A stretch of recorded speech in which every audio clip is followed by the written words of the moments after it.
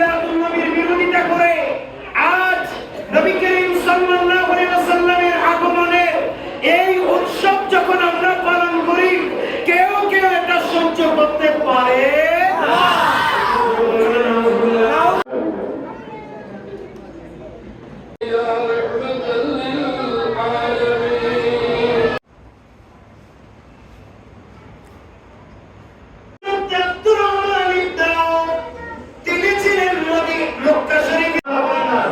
আমার